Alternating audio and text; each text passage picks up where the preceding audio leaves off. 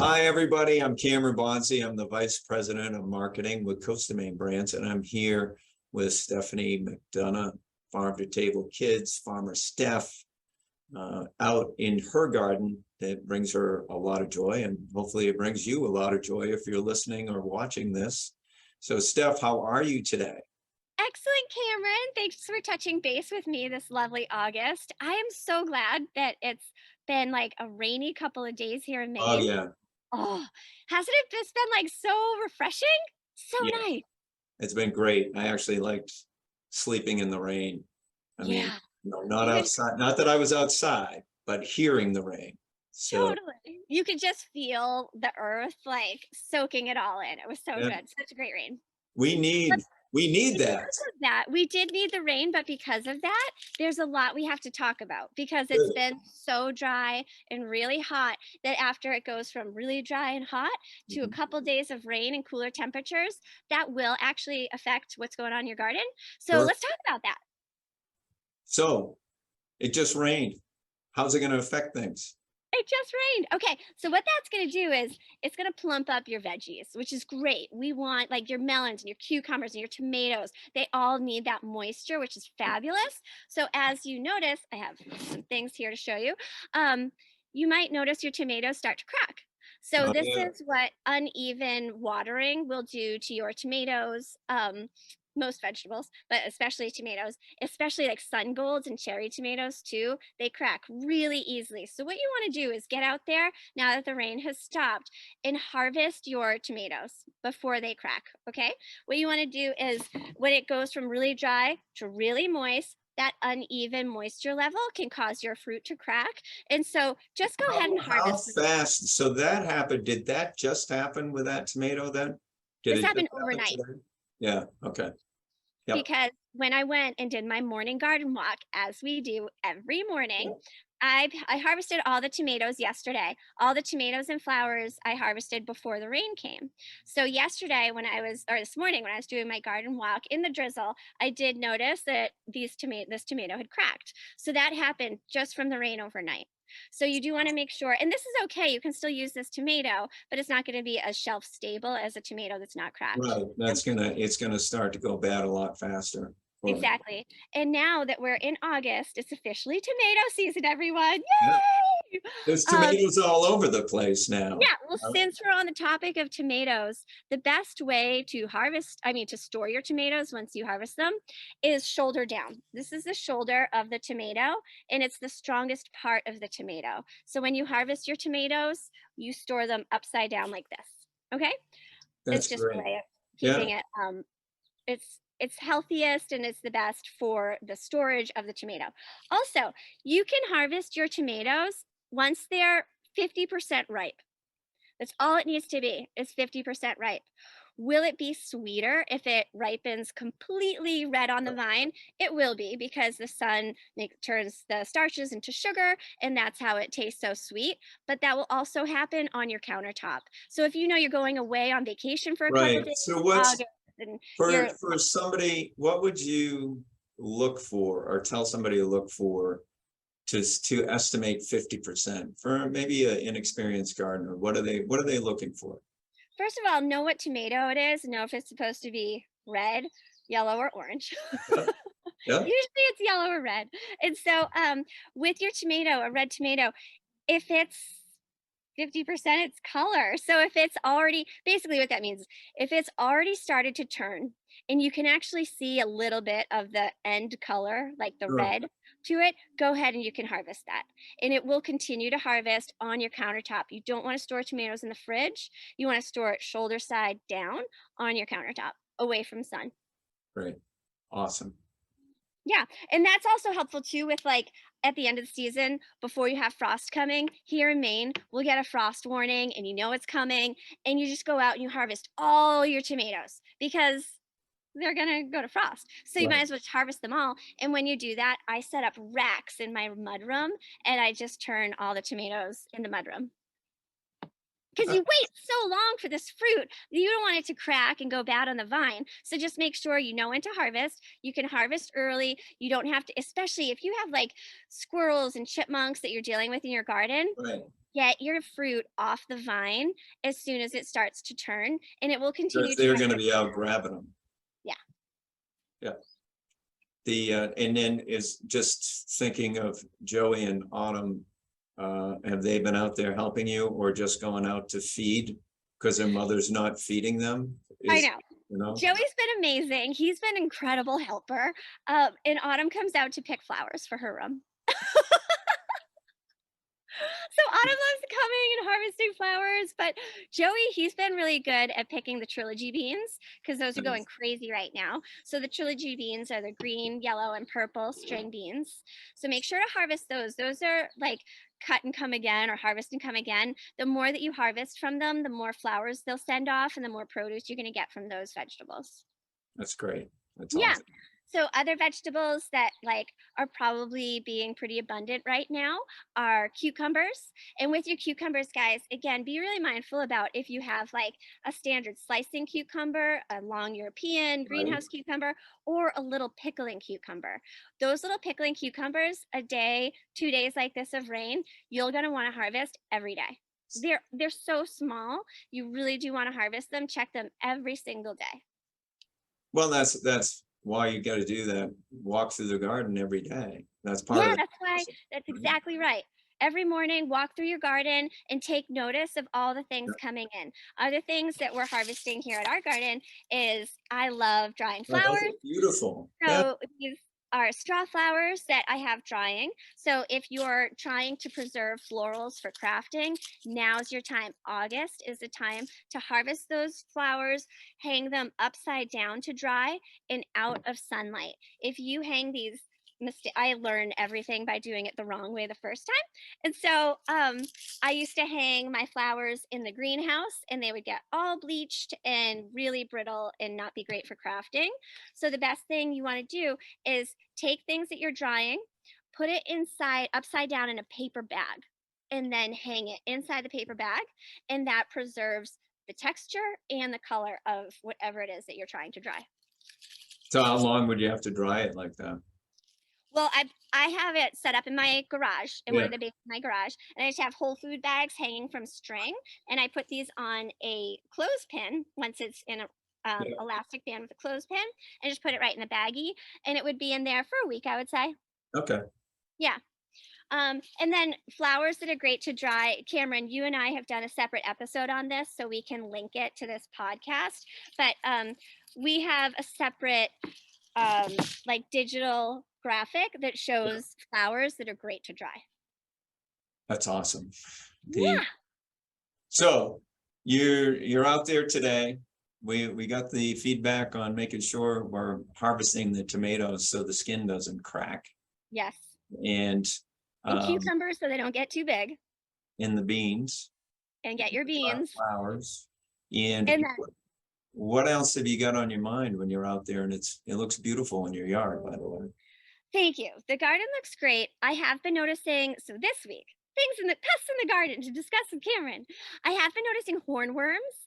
So the easiest telltale sign of hornworms, guys, is either going out to your garden in your morning garden walk and seeing just huge clumps of your tomato plants gone. Yes. Or I can usually notice first by their poop. And their poop is looks like a brown tic tac. It's pretty big. It's noticeable. We talked And about hornworm poop on our last one too. yeah. And so you do notice it. Make sure they can be devastating. They really can like get through your crop. So make sure when you see that, stop everything you're doing and look for them. They You're just are pulling them off, right? Yes, pull them off pull them with our off. hands, Do and them. then you put it in dish soap in a mason jar. Yeah. Okay. Uh-huh. And so that's all by hands. They do glow in the dark. So one time here at the home garden, you can put on a UV light, like a UV headlight, and go out, and they'll actually glow in the dark, and you can like Wow. pull them off that way. It's really fun. Joey and I have done that before. I was going to say, it sounds like something Yeah. Joey would want to do. I think he'd almost be excited when you have hornworms. Exactly. So the kids love looking for them because when you find them, they call them dinosaur bugs because they're so big and fat and they have a huge horn and they look gross. So they're really fun to look for, obviously. Awesome. That's awesome. The So you got the hornworms. What other pests do you have right now? Yeah, so I'm also noticing August, especially because it's been dry and now it's cool and wet. We're Yep, gonna want to look for powdery mildew, yep, things like spotting and rusting on your leaves. So look, like asters and dahlias might be susceptible to rust right now, or some spotting and leaf hoppers. The leaf hoppers, those are the little critters that go onto flower buds. And you know how dahlias are so geometric? They're such a perfect circle.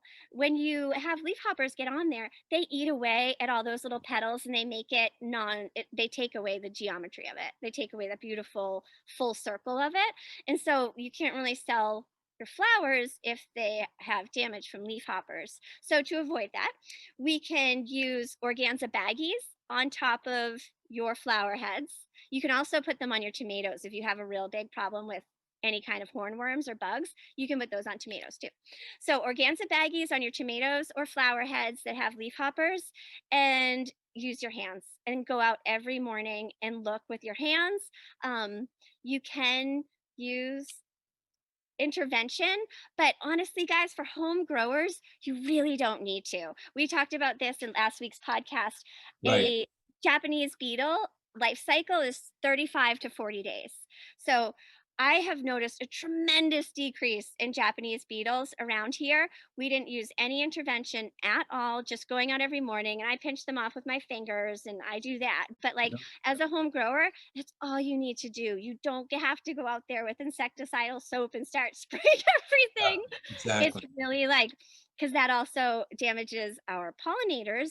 And Cameron, as we know, sadly, the monarchs were just put on the endangered species list. Yes. So we've got to help the pollinators. Please use your hands and stay away from sprays and insecticides, because as home growers, we can manage what's coming at us with our eyes and hands. It's funny, as an offshoot about monarchs, we're actually potentially putting together a program, a school program to actually get seeds started for milkweed, for monarchs, and to work with schools doing that. So That's awesome. I had somebody reach out today, and then I could say, we have our Growing Good program, and we can do it through the school. We can bring in the local garden center. We can make an event for everybody, and we can save some butterflies and pollinators. Oh, that's great. Yeah. Well, Yeah. along that same token of keeping plants healthy and using our hands and not pesticides, when you do that, bugs can tell what plant is stressed. And so bugs go to that stressed plant because it's more vulnerable. Exactly. This is a perfect time. It's the second week of August. It's the perfect time to do a foliar spray or a soil application of some kind of fertilizer or food for your plant. I constantly, throughout the season, I throw stoning tin plant food into the soil and just agitate it with my hands, just top rake it in. But once August turns and I see the plants are a little more, I probably got like 1 or 2 rounds of veggies from them, and they're starting to be a little more worn. It's a great time to just give them a little boost. So I love using this, Cameron. I use this as a foliar spray on everything in the garden. Flowers, vegetables, everything gets that as a fish emulsion spray. So I've used this as a base for compost tea. You can put it in a foliar spray application, or you can water it right in with a watering can based on the size of your garden. But any kind of fish emulsion or a fish-based fertilizer would be awesome to do a foliar treatment onto your plants right now. Now, I wouldn't make any pesticidal claims, but let's just say that somebody had a fertilizer like that. I'm not saying anything other than if they did, does act as a surfactant, and it will adhere to the plant and help with resistance to pests. And on top of that, squid, their heads are full of chitin. Same thing with lobster, crab. If you look behind me, you might see the words lobster and crab. I'm not referring to those at all, but lobster and crab, when they break down They also have chitin. It becomes chitinase, the plant, and helps feed the plant. It actually, it does have an impact on a plant's ability to resist pests. So, not that our products do that, but if you had a product like that, Yes, I'm just got it. saying, you know. Read between the lines. Well, it's such a good time to like just your veggies have been producing so far for the season. It's Mhm. an awesome time to give them a little bit of a boost, give them some yummy food, a little fish emulsion never hurt anybody. And Exactly. Cameron, I didn't know that about how what crabs and lobster heads are made out of. You're so smart. Oh, yeah. So much. It took me 15 years for that one tidbit of information. I'm bereft of any other information right That now. is I not thought I'd throw true. that in. So, Okay. Other things I want to point out. If you planted fall crops of brassicas, like yeah, let's say you've got some fall broccoli going on, or cauliflower, or I know I still have my Brussels sprouts going strong, and I don't harvest those until Thanksgiving. But what'll start to happen towards the end of August and start of September, we're going to start to get black flies again. And so that's when you're going to want to cover your brassicas with remay, which is a permeable white cloth. It's a yeah. breathable, permeable cloth that can go over any plants. It helps against frost, but it also helps against keeping things like black flies and leaf hoppers off of your crops. They can just be such a pest when they get into like the hardy leaves of brassicas. You just never see them until you like go to harvest your broccoli, and then you're like, whoa, they're everywhere. So you want to cover those crops to make sure that you're ahead of it for the fall. What are you at this moment? Are you doing any planting right now for fall? Where So and yeah, I consistently have lettuce and spinach. This is my lettuce and spinach production stops during the high point of the heat in the season, which right. is now. I will start my spinach and lettuce production at the end of August. When I grow for wholesale for restaurants, we can do that in the field and in the greenhouse because we can manage the environment more. But in my home garden, I don't grow lettuce and spinach during the high heat of the summer, but I will start those by seed in the greenhouse next week. Last week, I already planted my fall crops of sunflowers, cosmos, and I did another round of the trilogy beans. You can also plant radish right about now. Radish is the same as lettuce to me, where I keep radish out of the high heat because it bolts and it'll take all the nutrients out of your soil and it won't produce anything. So watermelon radish is really, really fun, and kids love that. A lot of people don't know watermelon radish is specifically for fall. It will only grow in fall. So it's an awesome radish. People love like the white and the pink surprise in the middle. So that's a great fall crop to grow because it won't actually grow any other time of the season. So you can still plant wonderful things like that. And have fun and And get your have get fun. together. Like, honestly, throw anything in the ground. It's not covered in snow, so you might as well try. Well, and also sharing, right? Yeah. If you have an abundance of tomatoes, cucumbers, and all these things, I know in our office, people bring them in and share them. You bond. It's not just about growing for yourself. It's about growing for everybody and doing something for the environment, Yeah. teaching kids all the good stuff that you do. That's right. So, yeah, It's if awesome. that's a great point, Cameron. If you guys do have an abundance in your home gardens, Yep. your local food banks would love to have that. Huge. So, if you Yep. have an abundance, or even if you're in a neighborhood and you're talking to your moms and everybody's got gardens and you have an abundance, it's an awesome time to motivate your kids, do a neighborhood garden food Yep. drive, and motivate those kids. It's before school starts, it's a community initiative. Like, try to go to friends' houses that have gardens and maybe see if you can pull together a local food bank donation That's of a produce. great idea. That's It's a awesome. really easy way to be in, it's a very meaningful, impactful way to use a garden for like to make people to bring joy, right? To make people happy. That's why we grow, is because it's just love and you just want to share it.